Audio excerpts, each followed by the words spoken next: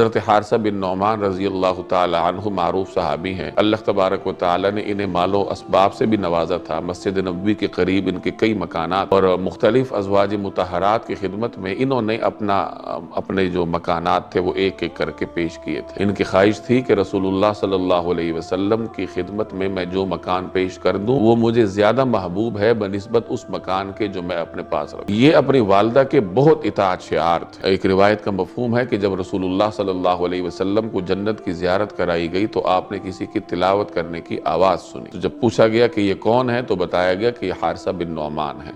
इस रिवायत के आखिर में रावी कहते हैं, हदीस नकल करने वाले, कि हारिसा बिन नौमान अपनी वालदा के वालिदैन के इंतहाई इताअत शिआर थे।